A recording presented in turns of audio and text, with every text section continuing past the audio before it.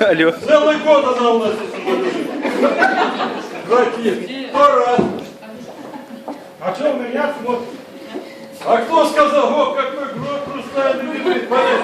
Давай подберем. Да ладно, гроб хрустальный. Ладно, царевна здесь храпит, шик, гроб хрустальный, резонирует. Я говорил, бы газетку или поролоны надо проложить. Вот у меня знакомый богатырь. 33 года лежал. Хоть бы звук издал. Да издавала, знаешь. Хорош слышите.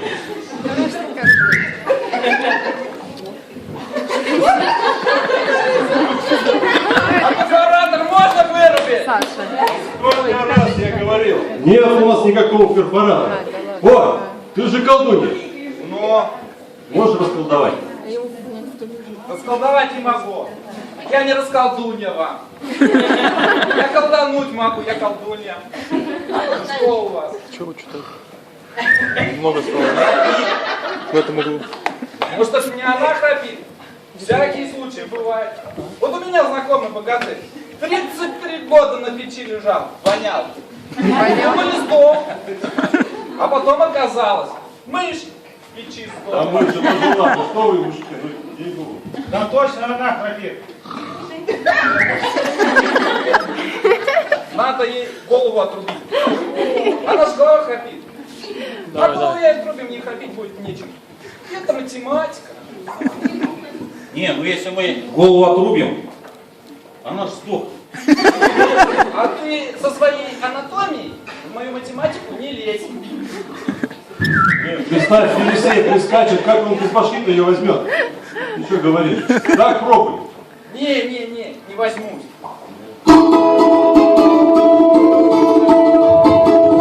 О, похоже на Елисей скачет.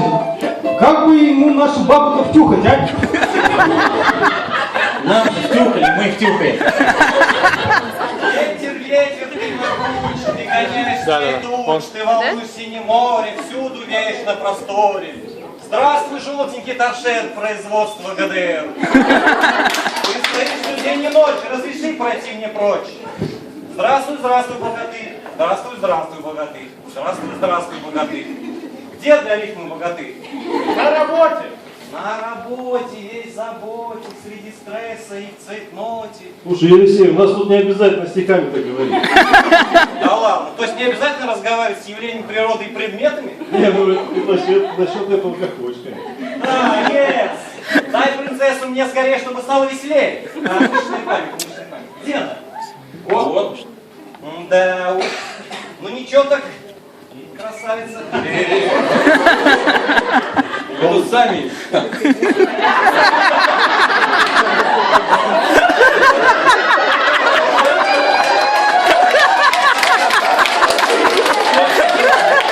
Не по сценарию. Ничего так, девочка, страшненькая. Страшненькая! Ты как не в сказке родилась. Вот мужики, богатыри, ходят по болоту, шаг целуют, так делать нечего. Хотя для них это интересная колдунья. Ну, жабы хоть денег не берут. А она у вас вообще что-нибудь умеет делать? Елисей, она все умеет, все. Умеет. Давай, целуй же и забирай нас. Ну, по нашим царевичьим законам до свадьбы целовать нельзя, не вариант вообще.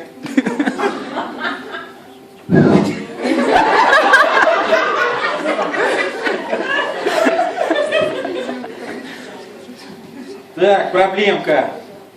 А может, ее не в засос? А может, в митингу? Нет, Посмотри, нет не может. нет. Может, снешь? Я же сказал, до свадьбы нельзя. Ну все, тогда свадьба. А что за звуки? Нормально все. Ваш купец, ваш товар. Это кулик, что ли, Санек, да?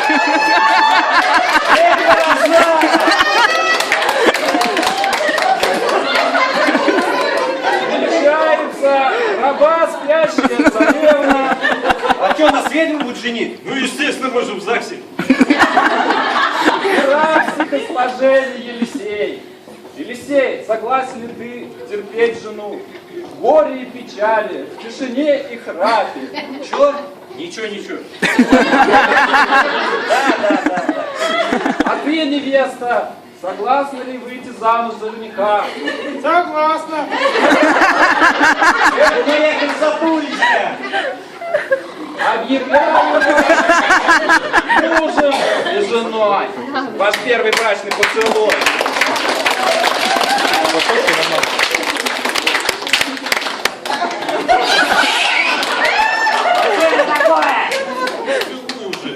Целуй уже давай.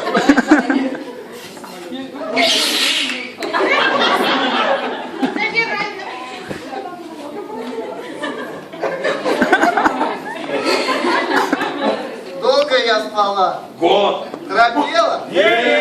Стоп, как не храпела? Моя храпела. Где моя невеста?